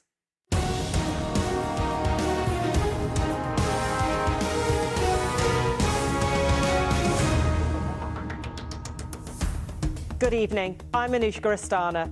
Tonight, Rishi Sunak and Keir Starmer came face to face, asking you to trust them to run the country. Well, in the next hour, the Liberal Democrats, the SNP, Reform UK and the Green Party will be giving their pitch for power and talking policy. Will they persuade you that they are a better choice for the future? First up, we'll chat to Sir Ed Davey, fighting his first election as Lib Dem leader. The SNP's leader in Westminster, Stephen Flynn, is here. Waiting in the wings is Richard Tice, leader till yesterday, now chair of Reform UK. And we'll be speaking to the co-leader of the Green Party, Adrian Ramsey. We'll hear their vision of the future and get their response to tonight's debate. Before we speak to Sir Ed Davey, here's a flavour of what the Liberal Democrats stand for. We could get the fair deal that people so deserve. Liberal Democrat leader Ed Davey is one of the longest-serving politicians to lead a party this election. He served in the Conservative Lib Dem coalition government in 2010, but this time the Lib Dems have ruled out an election pact with the Tories at least. Instead, the party is targeting Conservative heartlands, eyeing up the constituencies of several cabinet ministers. Buoyed by recent by-election victories, can they increase their representation in the House of Commons? It is not always easy for smaller parties to grab attention, which might explain this and this. Ed Davey said this was an attempt to bring attention to Britain's polluted waterways. A key election issue for the Lib Dems, alongside recruiting more GPs in a campaign under the slogan for a fair deal. But with only 15 MPs in the last Parliament, can Ed Davey turn the Liberal Democrats back into the political force it once was? And here is the Liberal Democrat leader himself, Sir Ed Davey. Let's get straight to it. What is your pitch to voters in a minute? Anushka, our country desperately needs change. From the NHS crisis to the cost of living crisis to the sewage in our rivers, nothing seems to work properly anymore. Families across the UK are working hard, raising their families, looking after loved ones. They deserve a fair deal. And every vote for the Liberal Democrats of this election is a vote for a local champion who's going to fight for that fair deal, so people can see a GP or a dentist when they need one. So we value care and properly support carers, whether they're care workers or family carers. And so mortgages and rents aren't so high that families are terrified of losing their home and young people can't get one. And crucially, a fair deal where we transform British politics so we can get this real change. Only the Liberal Democrats are fighting for that fair deal. And you are promising a lot. You say you're going to recruit more GPs, insulate people's homes. You're offering free personal care for the elderly, investing in renewables. You're putting £1 billion, you say, into agriculture. Where's all the money coming from? Well, we're going to publish our manifesto very shortly. It's going to be fully costed, as it always is. Well, you can give me some examples then. Yeah, I'm really happy to do that. Today, for example, we launched our policies for free personal care and for a higher minimum wage for care workers of £2 extra an hour to try to get more people into care because that's desperately needed. And we've shown where the money will come from. We're saying that the tax cuts the Conservatives given to the big banks should be reversed. That would raise £4.3 billion a year and pay for our policies. When I speak to the Institute for Fiscal Studies, they say that actually, in net terms, taxes on banks haven't gone up that much. Some taxes have gone up, some have gone down. They say that your idea of taxing share buybacks, you say that would get you £1.4 billion. They say because of the way people will change their behaviour, it'll get them next to nothing. Well, I disagree with that. You disagree with the IFS? Well, I like to see their workings. I can show them ours. We showed that last year, if we'd had this share buyback scheme, it would have raised £2.3 billion, actually, and we've allowed for behavioural change. And in fact, what we're looking at is what the President Joe Biden did in the United States. They raised a huge amount of money for this approach. So we can raise money. Okay. We've got other sources of raising money. We've got a proposal, for example, to make sure that there's a mental health expert in every primary and secondary school to deal with the problems of mental health for our children and young people. And we've said that the digital service tax on the social media giants and Amazon, Google, that should go up to raise the money. So each time, but Nishka, this is really important. No, it is important that a group like the IFS is not as convinced about the sums, and I guess we will continue to chat them as they go along. But I want to ask you about a policy I know you were passionate about. When you were in coalition government, you were passionate about raising the salary level at which people start paying tax. Now, that threshold has been frozen, and it's basically a massive tax increase for people. I assume if you had the power, you would immediately reverse that. Well, we'd like to, but you're right, and other people like the IFS are right. The money isn't there to do everything we want so you to begin couldn't with. do that? So when we publish our manifesto, you'll see that actually raising that is a priority when the public finances allow. Our priority. But you admit they don't allow that now? Not immediately, no. So that is an unfair tax that you wouldn't be able to change? Well, what we showed when we were in government, we massively raised it. We promised to do that, and when resources allowed, we did it massively. And what's been so unfair, and there's a huge difference between us and the Conservatives, who really aren't fit to govern our country, you know. They've raised that taxes on the lowest income people. We cut taxes on lowest income people. But right now, you're not saying that you'd be able to commit to that. You're saying in the future you would be able to commit to it. Well, we want to do that. OK. But let's be clear, Anushka. The Conservatives have ruined our economy. Liz Truss's budget has trashed it. And so we can't do everything we want to in the first instance. We've got a set of priorities, and they are costed. Let me just ask you one other thing that you talk about. You want more safe routes for asylum seekers. What numbers do you think we should be accepting? Well, with asylum seekers, you can't be absolutely sure the numbers because it depends on what's happening in other parts of the world. What we have said is we need to make sure we go after those international criminal gangs who are trafficking human beings and stop it at source. And then, when working with the UN and other countries, take our share of refugees. Have you thought about what a fair share is? Well, we'd have to work with other countries. That's so you don't have a rough number? I mean, we gave refugee status to 38,000 people last year. Are you saying it should be higher than that? Well, because the flow of refugees changes from year to year, depending on what's happening around the world. I think everyone knows that. But if you look at asylum immigration, and it's a very serious issue, we think the Conservatives completely failed the system. And part of the reason is because they haven't taken the measures back here which would reduce the demand for workers. Let me give you one. It's really important.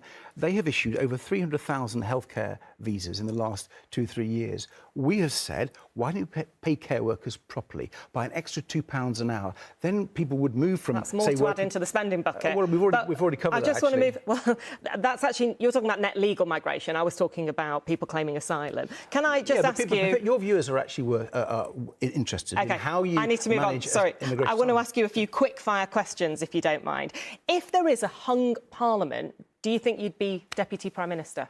I'm focused on getting our Liberal Democrat policies over so we can get lots of Liberal Democrat... That's not a no. Well, listen, I'm here. This is the quick-fire section. I'm enjoying being on your programme so I can get our Liberal Democrat policies over. Do you think tuition fees should be scrapped? No, what we do think... You're not going to one word. No. What we're trying to do is to make sure we get maintenance grants for students. Students from poor backgrounds need to be able to go to university. But and the Tories keep fees. Would you welcome Donald Trump to Britain if he wins the presidency? Well, I don't share any of the values and policies of the President Trump, nor do the Liberal Democrats. However, if he's elected by when it's got however in it, it's definitely not one word. Yeah, well, but so, I mean, yes, you would. Sometimes, Anushka, some of the questions are a bit more complicated than yes and no. I think we all know that. So you would if he was president? Listen, America is one of our closest allies, and you have to respect whoever they elect. OK. Most people would have seen tonight's head-to-head between Keir Starmer and Rishi Sunak. Who did you think won? Oh, listen, people can make up their own mind about that. I'm determined to talk about Liberal Democrat policies. I didn't think you've got a lot of answers there. Take the cost of living, for example, what they're going to do about it. We're clear. Let's get free school meals to children from the poorest backgrounds. Let's help people with their energy bills through the warm home discount. Let's make sure children who are living in poverty... Let's talk about your priorities. Let's talk about your priorities. In a recent poll, it says you could get almost 50 MPs. In that situation, you could be a power broker in the next election, which I'm sure brings a smile to your face. If so, we know you wouldn't do a deal with the Conservatives. But if Labour look to you and say, prop up Keir Starmer in power, what would be your demand? What's most important to the Lib Dems? Well, it's interesting that poll that you're quoting there, because Labour would have a majority in that poll. But listen, in this election, I'm focused in on Liberal Democrat policies. And I said when I became leader of the party that my job was to get rid of as many Conservative MPs as possible. They have ruined our country.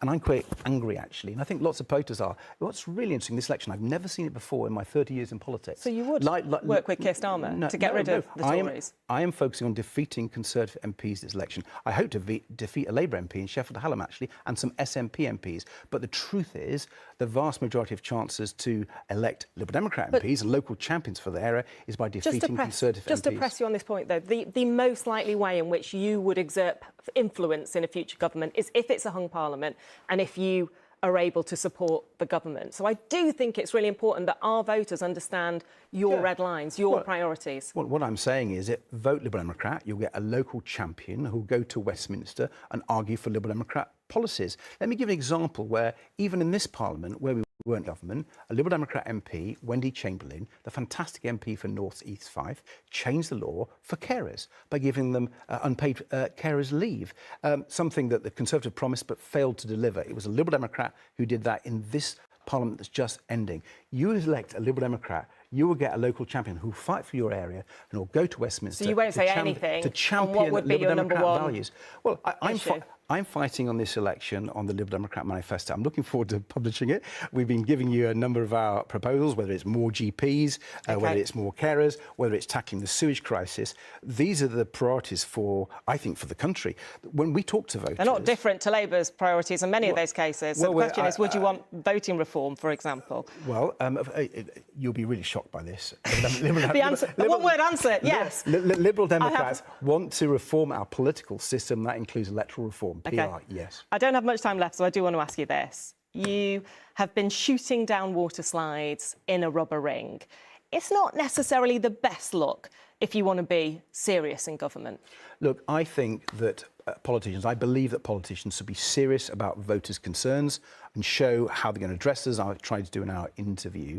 But I don't think politicians should always take themselves too seriously. I think people want to know that politicians are real people with real life experience. And I think so more rubber rings, more Jenga, more paddleboards? Do you know, they never tell me the stunts till about a few hours beforehand. All right, well, we look forward to that. Sir Ed Davey, thank you very much for joining me. Right, next up, we're going to speak to the SNP leader in Westminster, Stephen Flynn. But first, let's take a look at what the Scottish National Party have got to offer. We are for Scotland. We will always put Scotland first. Stephen Flynn has been the SNP's star man in Westminster since December 2022, playing a key role in the party's UK-wide aspirations. The SNP is the party of government in Scotland and until this election was called the third biggest party in the House of Commons with 43 MPs. Its latest leader, John Swinney, promised to restart conversations about Scottish independence soon after taking the top job. But some say the party faces an uphill battle. Swinney took the helm in May following the collapse of the SNP's power-sharing deal with the Scottish Greens. That, plus an ongoing police investigation into the party's finances, have cast a shadow over the SNP in recent months. Beyond fighting for independence, the party has aims to increase investment in green energy, affordable housing and the NHS. The SNP says it will target Tory-held seats in Scotland, but with the Conservatives, Labour and the Lib Dems targeting SNP seats, will the party be able to maintain their dominance in Westminster seats north of the border? Stephen Flynn, SNP Westminster leader, is with me. Welcome. Why don't you kick us off with that 1 minute pitch to voters? Yes, well, the good news is that this Tory government is coming to an end, and thanks to Rishi Sunak, that date is coming sooner than many people had predicted. So the choice for voters in Scotland is now very simple. Who do they trust to put Scotland's interests first at Westminster? Now, for the SNP, we're very clear about what it is that we believe in. We believe in investment in our NHS. We believe in action on the cost of living crisis. We believe in rejoining the European single market, on ensuring that we create economic growth by delivering net zero.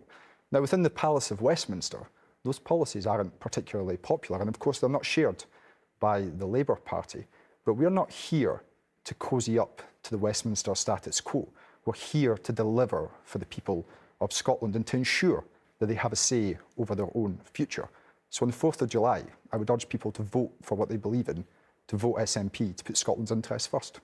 And let me ask you about the issue of independence, the clues in the name of the party. Your former leader, Nicola Sturgeon, made clear that this was the next big chance for Scottish voters to have their say on that issue. She was clear this is a de facto referendum on independence. Do you still agree with that? Well, as you know, that's not the case. That's not been the party policy for a considerable period of time. What we would seek to do through this election is to win a majority of seats in Scotland and then seek to enter discussions with the UK government following that. The big question there, of course, is for likely Keir Starmer to determine whether he's going to respect the democratic will of the people of Scotland or not, or whether he's going to copy Boris Johnson, Liz Truss and Rishi Sunak. And I'll just come to that, but why has that position changed? Because the big difference I see from when Nicola Sturgeon said that to when you dropped that is a difference in the polls. You were more confident about getting a majority back then, and you're less confident now. No, I think the reason that position changed, and in fairness, it wasn't actually agreed by the party, it was Nicola's position, it wasn't the party's position. The reason it changed is that because in order to achieve independence, you have to have a referendum, you have to have the gold standard, which is recognised by our friends and allies in Europe, of course, who we want to join as an independent European nation. That's why the party took a pragmatic decision to say that when we win the election in Scotland, which I believe we will win a majority of seats in Scotland, we can therefore have discussions with the UK government to put that into democratic effect. And it's for the UK government and Keir Starmer to outline whether he's going to respect Scotland's democracy or not. What if you don't win? If you don't get a majority, your colleague, Tommy Shepherd, is really clear. His words, not mine. If the SNP lose the election in Scotland, the debate on independence stops. And this is the question that the people of Scotland have to address. So that's right. The debate on independence stops if you don't get a majority. And the democracy does not stop at a single election, but for the people of Scotland, 50% of whom believe in independence, they have to determine whether they want to vote for a party who will put the NHS first, action on the cost of living, rejoining the European single market, and of course seeking to develop net zero, and who also believe in Scotland having the right to determine its own future, or whether they want to vote for a unionist Labour Party that doesn't want that to happen, that wants to stop Scotland's democracy. That is quite a frank position to take. The polls are not looking good for you. Like, you're basically putting it on the table there. I get it, because that's going to persuade voters who really want independence to vote for you, but aren't you taking a huge risk there? No. So what we're saying is that democracy doesn't start and stop with one election. That's never been the case. If that was the case, we wouldn't be having an election here today. We're standing on a manifesto which is going to have a clear commitment to obviously have those discussions with the UK government should we win that election. I'm confident that we will be able to, but the big question for the unionist parties and for Keir Starmer in particular is whether he's going to follow the tact of Boris Johnson, Rishi Sunak and Liz Truss and deny Scotland her democracy. Isn't one issue here that support for independence has actually remained similar to the past, 45%, but support for the SNP has fallen? People want independence as much as they did. They don't necessarily see you as the vehicle to get them there. I think what the people of Scotland want right now is to get rid of the Tories. The people of Scotland haven't voted Conservative since 1955, and they want to make sure there's not a Conservative government. But this election is, of course, about much more than that, because change has to look like something. We're clear about what change looks like to us. Investment in the NHS, action on the cost of living crisis, making sure that we rejoin the European single market, and, of course, delivering on net zero. The Labour Party do not agree with those things. We can hold their feet to the fire on those things. Let me come back on those, but I would like to just ask you a few quick-fire questions. Let's see if you're quicker than Ed Davey. I'll try my best. Would there be a hard border between England and an independent Scotland? No. When Scotland is not playing, will you support England in the Euros? No. Will Donald Trump be welcome in Scotland if he wins the election? Yes. You just watched the head-to-head debate between Keir Starmer and Rishi Sunak. Who do you think won? I don't think the people of Scotland won, because I don't think Scotland was mentioned once. OK, and you've made very, very clear that you think the worst thing for Scotland is a Conservative government.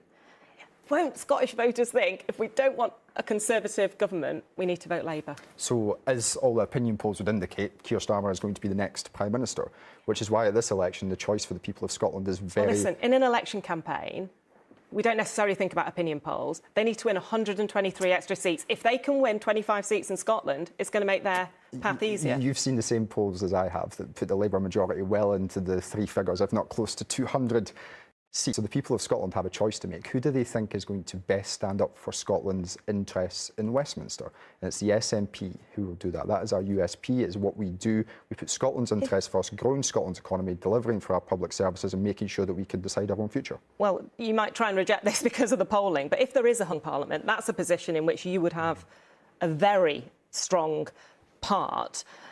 Would you do a deal with Keir Starmer? And if so, what would you demand? I think it's pretty obvious what a Scottish nationalist would demand. So Labour Party wouldn't give you that. Is there something else that you would agree to do a deal over? So what I've outlined there is quite clear. Now, I have in recent days proposed a bill to prevent any privatisation of the NHS. The Labour Party were outraged at the very concept. If they wanted to back that, that would be most welcome. We would also want to see a rejection of the £18 billion worth of public sector cuts that are coming down the line so that Scotland's public services can be funded properly.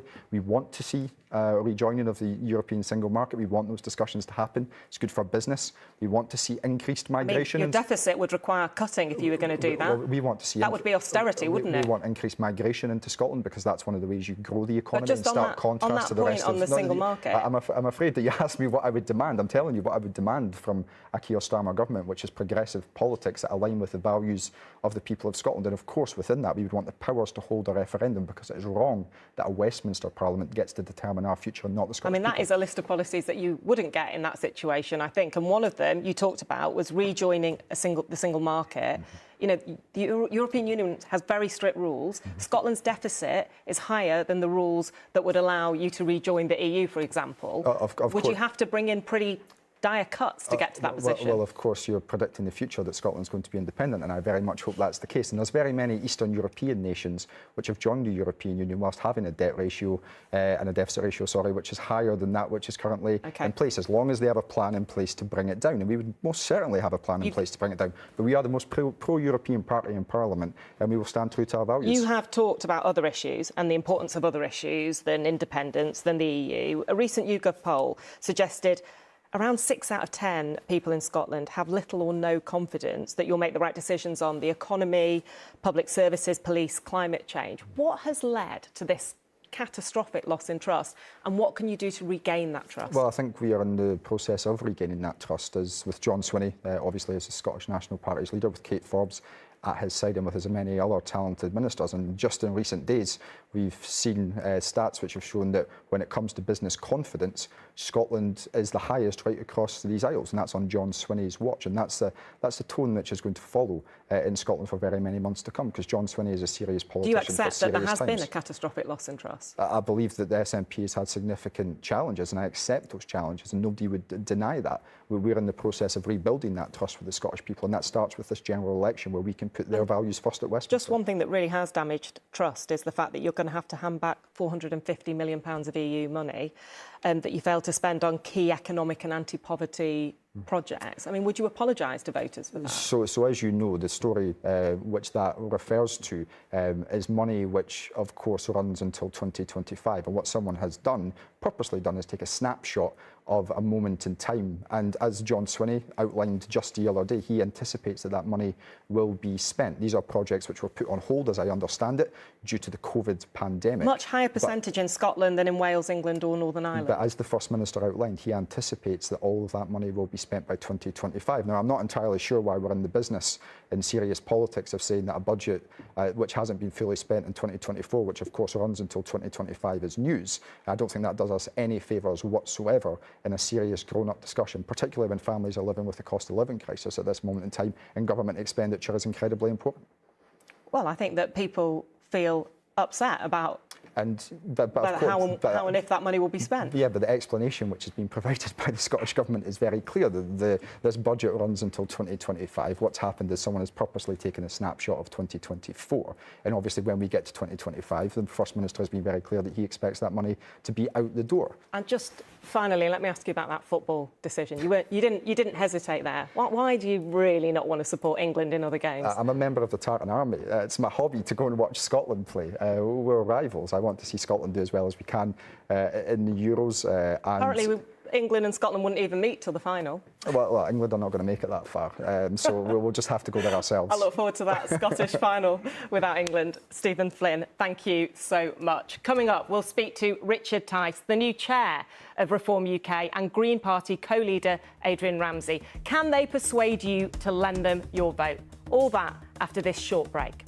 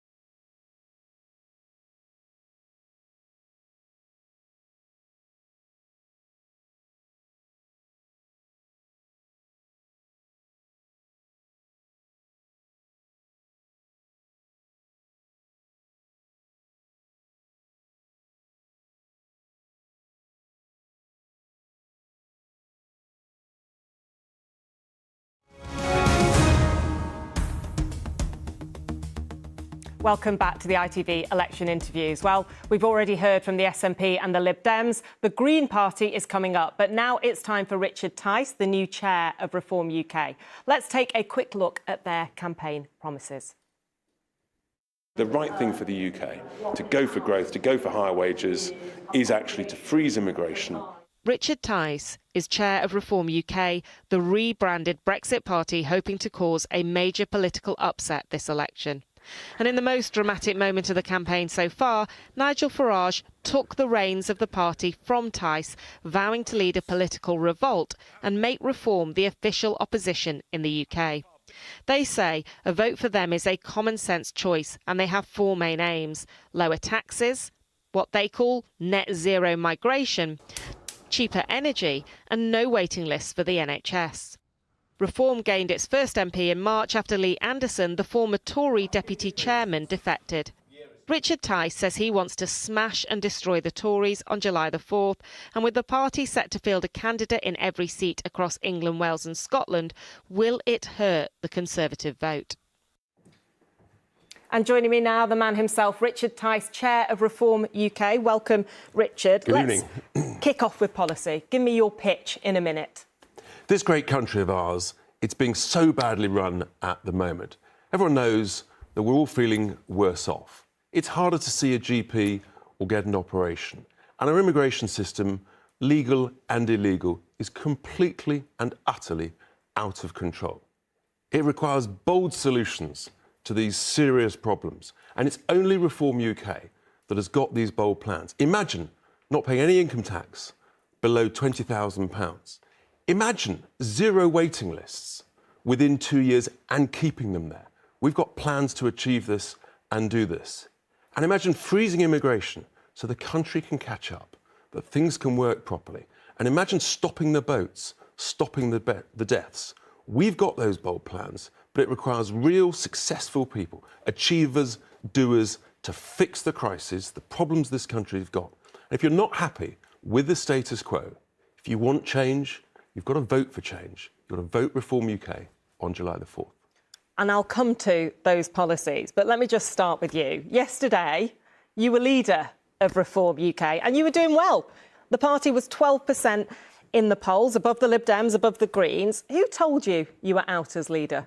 Well, I've been talking with Nigel about our plans for months, and we're doing well, but we want to put turbo boosters, rocket boosters onto our campaign, and that's what we've done. I'm delighted that Nigel's agreed both to stand, to lead the party, and off we go. We're a successful team. In 2019, we won a national election with me as chair, with Nigel as leader. Annoyed. I'm delighted that Nigel's getting stuck in. It's fantastic. Embarrassed? Not at all. Look, we had 1,000 people in a constituency where Nigel's standing today in Clacton for his campaign launch. We're off. What's Absolutely he got fantastic. that you haven't then? But Nigel's the most experienced, most well-known politician in the country. And together, we're making a rapid change. We're going up in the polls. Something is happening out there. It's very exciting. Voters have got a genuine different choice to socialism of the main two parties. And who calls the shots? I mean, do you march to Nigel Farage's tune? We both discuss things, we debate things, job share. and we get to the right answer. It's a job share. No, it's a chairman share and a leader. That's how you work. Who's the bigger figure? We focus on action and solutions, not titles and nonsense like that. All the media obsess about titles. Look, we focus on actually how do you solve things? How do you make things happen? Because that's who we are. Business people who fix things. OK, so Reform now led by a job share. You want led by Nigel Farage, chaired by Richard Tice. You want net zero immigration. And we work in the office, we don't work from home. You want net zero immigration. We have massive vacancies in the NHS and in the care sector. What would you do about them? We want to freeze lawful immigration with the exception of healthcare. But let's remember, we've got 5.2 million people, 1 in 8 of the working age population, on out-of-work benefits. British citizens, we need to get those people, as many as possible, back into work. We've got to help businesses, motivate businesses. So those people into the NHS and into the care sector? We've got to skill up and train up our own people. That takes time. Of course it does. These are urgent sectors that need jobs now. But in the 1980s and 1990s, right, we were training up our own people, our own young people, straight out of school into wards, into universities. Why do we freeze the training caps on training training doctors and nurses? This is madness. We've got to focus on our own people, skilling people up, motivating, training, developing young people. That still leaves a gap in the meantime. And that's why we have an exception for healthcare and social care. But we have to train our own people. That's the right thing for a government to do for British citizens. I mean, you're talking about stuff that costs money, and yet you're talking about tens of billions of pounds. Which is why we've got a tax cost. Cuts. Yeah. Which is why we've got a costed plan. Well, let me just look at some of your costings. Yeah. So you say you'll make £91 billion by cutting government waste. No, I'm sorry. If you're going to do your research, get it right, OK? Go on, right. you tell me. We're going to scrap net zero, which will make no difference to global climate change. That will save at least £30 billion a year. I'll come to net zero. Right? Tell me about government waste. Well, how much are you going to make? The first thing we've got to do is... It says 91 billion on your website. The second thing you've got to do, after scrapping net zero, you can save about £35 billion a year by the Bank of England not voluntarily paying taxpayers' cash interest on the money it printed, enriching the city's institutions. So between those two, that's £65 billion. And then look, everybody knows there's government waste anyway. Let me tell you what you've got to do. You've got to cut out the back office waste and invest it in frontline growth and public services. So that's how you get the economy growing again. Are you going to shrink the civil service? How much money will you make? It's about cutting out the waste, cutting out the ridiculous diversity, equality and inclusion roles, all of this waste that everybody knows is there, but no one's got the courage and the guts to tell it as it is. The entire civil service salary is £15 billion a year. Do you realise there are... Are you going to sack everyone? Do you realise there are 600,000 more people working in the public sector since 2019, and yet the quality of public services has gone down, which means productivity and performance has collapsed. It's a disaster. Unless we change things, unless we turn things around, we are going bust. You are still talking about not enough cuts to match the massive tax cuts that you're talking about. And you mentioned net zero. Let me ask you about net zero, because in order for net zero to save money, in the way you're saying it's going to, you have to assume that climate change isn't going to cost anything.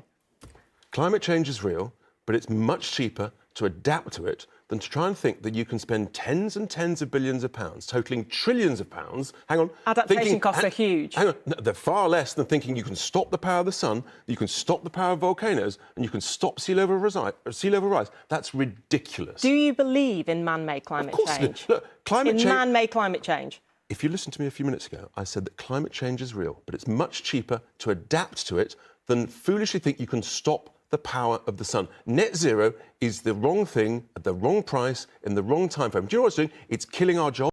It's killing our industries like the steel industry, the automotive industry. It's killing our economy, and it's killing old people who can't afford their heating bills. Every single person, every single kind of organisation that's looked into the cost of net zero says there is a massive cost if we don't act. No one else agrees with your £30 billion cost. Do you know how much the National Grid thinks that net zero is going to cost? Is it 2 trillion or is it 3 trillion? I'll tell you, it's £3 trillion, which is way more than the sort of sums I'm talking about. The reason that no one agrees with me from the establishment is because they don't want to talk about it, they don't want to admit it. We're the only country that is obsessed with net zero, and it's killing our jobs as we send our jobs and our money overseas. And just on this, before you go on, you say you believe in man-made climate change.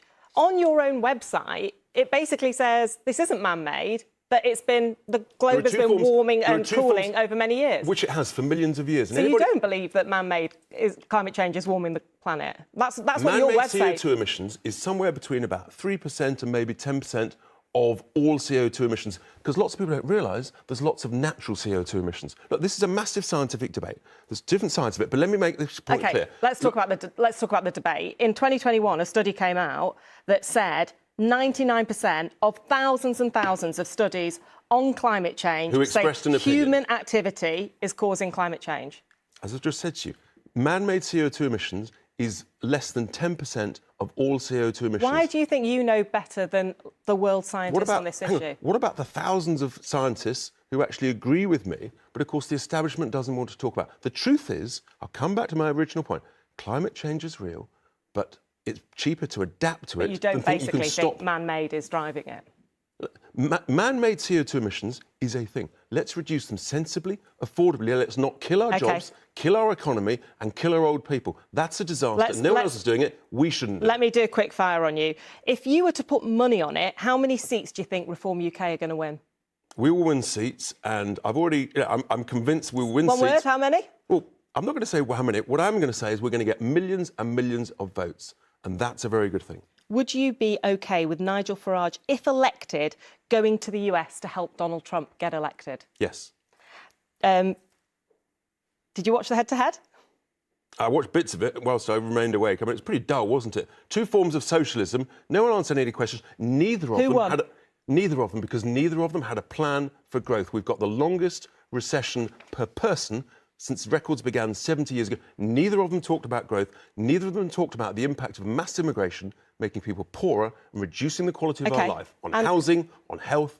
And one of them, Keir Starmer, you talk a lot about in your literature. You talk about Starmageddon. Yeah, you basically think he is the most dangerous thing that can happen in Britain. So why are you trying to help him get elected? They're both as bad as each other. They're both socialism, high taxes, big state, mass immigration. But we're all going to get poorer. You accept that Reform UK doing well is going to help Keir Starmer get elected. The more millions of votes we get, the more likely we become the opposition to what is an inevitable Labour government, and then we're the opposition as we approach 28, 29, and that's the right thing for us. Let me ask you something. Your leader recently said, Nigel Farage said, many young Muslims don't share British values. Do you know many young Muslims? Do you agree with Nigel Farage? I know many Muslims, but the reality is the Henry Jackson survey with JL Partners showed that in 18 to 24-year-olds, over 20% believe in jihad. Almost 50% didn't think that Jewish people... And what do Muslim friends you're talking about think about? Almost 50% didn't think that Jewish people were raped and murdered on October the 7th. And I just don't think those represent British values. If you believe in jihad, if you want Sharia law in the United Kingdom, that's not who we are. Lots of people who are protesting. Lots of people who are protesting are watching the scenes unfolding in Gaza, and they find it heartbreaking. Do you find what you're seeing in Gaza heartbreaking? It's heartbreaking. Any war zone is heartbreaking, of course. And the more we can do to bring wars to an end with a negotiated settlement, the better, So the faster. if you had Clearly, the power, what would you be saying to Benjamin Netanyahu about this right now? if I had the power, I'd be saying that to resolve the whole Gaza situation, Hamas, a brutal, murderous terror group, must not be involved in governing Hamas. And I don't think the international community is discussing And the to future Israel, governance of Hamas What would you say enough. to Israel about the situation in Gaza? Israel Would is you be losing. asking them to Israel slow is down? losing the propaganda war. Israel is. Look, the reality is, of course, Israel has the right to defend itself, but it's got to make very careful judgments. And at the moment, when it makes mistakes, which it admits it's made, then it's not. It has to defend itself smartly and cleverly. But we have to get rid of Hamas. Richard Tice, thank you very much. Next up, we have the Green Party and their co-leader, Adrian Ramsey. Let's find out a little bit more about the party and its promises. So the Green Party is proposing practical policies that will help our economy and help the environment. Why have one party leader when you can have two? Well, the Greens co-leaders Carla Denyer and Adrian Ramsey would agree. Elected in 2021, the pair have promised to bring a greater degree of professionalism to the party's organisation and campaigning. For the very first time, the Green Party is aiming to field a candidate at every count in England and Wales, but their focus is very much on 4 seats where they think they have the best chance. They say they're for a fairer and greener country and, predictably, have a raft of environmental pledges. These include better insulated homes and cleaner rivers. But in economic policy, they also want a pay ratio that makes sure the highest paid individuals in an organisation cannot earn more than 10 times the lowest. With the biggest parties accused of environmental policy U-turns, could the Greens capitalise and finally make gains at Westminster? Adrian Ramsey, co-leader of the Green Party, is here. Adrian, welcome. Let's start with your 1-minute pitch. This election is really quite boring so far, isn't it? And yet it really matters because it's our chance as a country to say what sort of future we want. And people I speak to on the doorsteps every day in East Anglia really want a change from this Conservative government, which has let us down for so long. And yet the changes that Labour are offering are just making small tweaks. They're really timid. Changes that are not going to tackle the big issues of our time, that our NHS is creaking, that people can't get access to affordable housing, that our rivers are polluted, that we're all suffering from a cost of living crisis. We need real hope and real change if we're going to respond to the challenges that our country faces. And that's why we need a group of Green MPs in the next Parliament to push the next government to be bolder, both on restoring our public services and on protecting our environment. And the environment has been far too left out of this debate. So I'm asking people to vote Green on the 4th of July. OK, that's your time up. I mean, you are the Green Party. The environment is #1 issue. Friends of the Earth say they are sceptical about your aim to eliminate all emissions in 10 years. Shouldn't you just be realistic about what is achievable?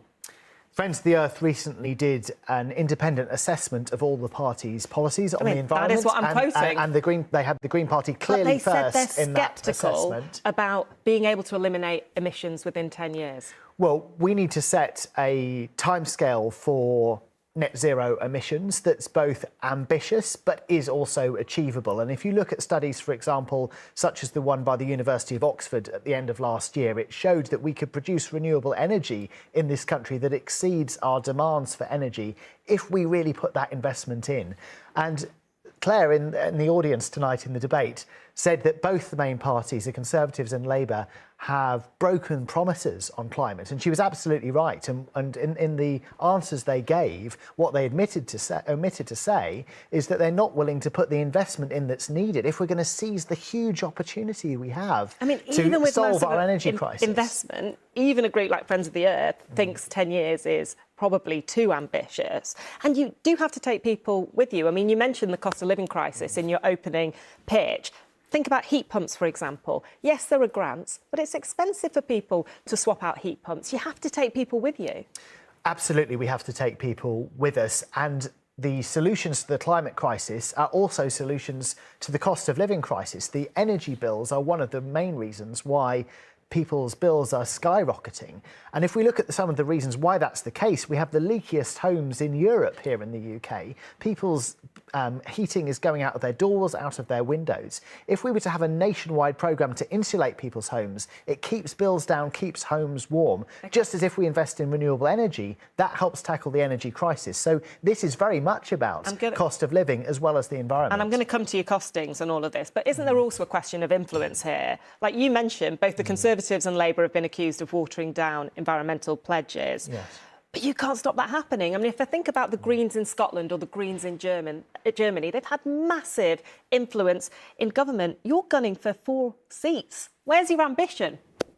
Our ambition is that we desperately need to push forward on the bold action that's needed, both on addressing the climate and nature crises, the defining issues of our time, and on creating a more equal society. In Westminster? Look, all the polls suggest we're on track for a Labour government. The question is, do we want Keir Starmer to have such a big majority that he can continue to make U-turns all the time on climate or on funding for public services? If there's a group of Green MPs in Parliament and we're standing a record number of candidates in this election, but you going into it in better shape than ever before. You're only really targeting 4. We've got our top 4 target seats. If we win those, we'll be able to push this new government in the right direction. If they don't have that voice in Parliament, they'll be able to just continue to pretend that these little tweaks that Labour's proposing is actually going to address these big issues of our time. Do you really think that the Labour proposals that we've heard tonight are going to enable us to tackle the climate crisis, to address the fact that... I think that you're not going to be able to influence it because you're gunning for 4 seats,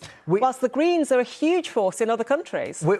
And in this country, the Green Party has increased the number of elected Greens 5-fold in the last 5 years, winning seats from Labour and from the Conservatives in all corners of the country. People are desperate for change. They're desperate for authentic voices in politics, and we're the only party that's being honest in this election and saying that if we're going to fund that transition to a green economy in a fair way and restoring our NHS, then we are going to need to ask the very richest in society, the multimillionaires, the billionaires, to pay modestly more in tax to bring about that transition. I'm going to talk to you about that, but let's just do this quick fire section. I mean, you talk quite a lot in your policies about liberalising access to illegal drugs. Have you ever taken drugs? I've never taken illegal drugs, no. Would you press the nuclear button? No. What is the least green thing you do? Well, we all try to be as green as we can. I do have a car. I use it when I need to. Petrol car? A hybrid car, because when I got it... They're quite bad, according to the Climate Change Committee. I lived in a home that didn't have the charging infrastructure, and we've got to improve the charging infrastructure. Who do you think won tonight's head-to-head? Well, no one won it because there were no bold ideas. There was no honesty about how we're going to fund the changes that people actually need. And people are really, democracy was the loser because there was no real promise of a brighter future. Let me ask you about Gaza. We can't go into specifics about constituencies here, but you have been accused of circulating letters that look like they're from concerned neighbours saying, oh, I really like what the Green Party do, but actually they're your election leaflets. Well, any leaflets that we put out say very clearly that they're printed and published by the Green Party, as we have to do. And most of the leaflets we put out say very clearly, vote Green at this election, because that's what we want people to do. Tiny writing. It looked like it was from a neighbour. I mean, the Jewish Chronicle said it was, stirring up division. That's the opposite of what we're seeking to do. We have to recognise that Jewish communities and Muslim communities in this country and around the world are feeling very vulnerable at a time of a horrendous international conflict where tens of thousands of people have lost their lives, where we still have hostages that have not been released. And we've just got to talk about these issues in a really sensitive way that recognises the trauma that people are going through. If the Jewish Chronicle felt that was stirring up division?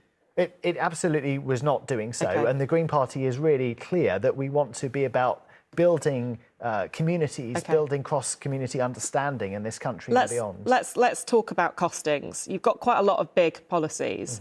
And I wondered if you thought about how much they cost. I mean, how much do you think it costs to provide free school meals to all children, primary and secondary children in England? Well, We will have a fully costed manifesto. Do you know how much that would cost? I don't have that figure off the top of my head, but I'll tell you what the Institute for Fiscal Studies, because I asked them, £2.5 billion. Our costed manifesto is coming out on the 12th of June. Okay. It will set out clearly the costings of everything we're proposing to do and how we would pay for it. And I can tell you exactly where we would raise that money from, because that's the difficult question. We'll talk about raising the money in a minute, but you say everyone should get access to an NHS dentist. Yeah, absolutely. Have you been to a dentist lately? I mean, that is an entire overhaul of the system. How much would that cost? We're proposing £3 billion a year extra for dentistry to enable everyone to get access to an NHS dentist. So and where I am in East Anglia, we have a dental desert, just as so much of our country does. People are resorting to pulling out their own teeth or to going without treatment or for driving on hours on end to get to an NHS dentist. But this costs a lot of money. You talk about taxing the top 1%. That we're willing to put the money in. But you speak to experts and they say trying to tax the top 1% on their own is really difficult. People change their behaviour. They are pretty good at avoiding tax. You're not going to raise enough from that. We have been speaking to experts, many experts, who've proposed a wide range of different ways in which you can ask the very richest in society, people with wealth of 10 million or more, to pay modestly more. We're talking about 1% on assets over 10 million. But if you did that, you could raise tens of billions by the end of this next Parliament. And you'd cancel all road building schemes. Countries that have brought in a wealth tax, like, for example, Switzerland and Spain, have done so very effectively, and it makes a big difference if we're going to put in this investment that we need. We're the only party that's being honest in this election. Well, actually, I mean, we can, the IFS others would say these are difficult taxes to raise the amounts that you're talking about. I mean, there's things you talk about. You say you're going to scrap all road building schemes. I mean, how are you going to get around in your car? Well, there's lots of roads already, actually, and a lot of the roads we have already are in a terrible state. There's a lot of people who really don't like potholes. So, indeed, and that often doesn't get the funding. But that's in the road building budget. Potholes will still be filled. Road maintenance, of course, needs money, but you can spend huge amounts of money on new roads, which if we put that money into public transport measures, which benefit people who haven't got cars as well as those who have, and we bring the price down. I mean, so many people don't have access to a local bus or a decent train service. And we need to invest that. We need to bring train prices down to be affordable for people to be able to use. Just a couple more. Do you think the UK accepts enough refugees? I think that the UK has a long tradition of welcoming people who are fleeing torture or persecution or poverty, and that's a tradition we're proud of, and it needs to be done in an international way. Do you think we accept enough refugees? Well, I don't think this is about putting an arbitrary number on the issue. I think it's about being welcoming and looking at the reasons why so many people are fleeing their homes. Poverty around the world. If you don't think we're being welcoming, presumably you think that number should go up. A changing climate. I want to be in a situation where we tackle the root causes of why so many people are fleeing their homes, whether that's a changing climate, whether that's war, whether that's poverty. And so the Green Party has clear commitments in the manifesto that's coming out to not just restore the global aid budget to 0.7%, but to increase it further, to put more money into climate finance that helps the poorest countries in the world to both reduce their emissions but adapt to the changes that are happening as well. And as one of the richest countries in the world, you're not going to put a number on it, but essentially you think that we should increase the numbers overall? I think that we need to play our role alongside other richer countries around the world in being a place that people can go to and tackle the root causes of why people are seeking asylum. Thank you very much for your time. And there we have it. You've heard what the parties have to offer. It is now over to you to decide who gets your vote. For reaction to an analysis of what you've heard from all the party leaders on ITV tonight, the news is next. And for viewers in Wales, after the news, a chance to hear a full interview with Rhys Iorwerth, leader of Plaid Cymru. That's at 10 minutes to midnight. On the 13th of June, there'll be another election debate here on ITV. 7 of the political parties have been invited. Head online to get more on that, plus all the very latest from the election campaign so far on our streaming site, ITVX. From me, though, have a very good night.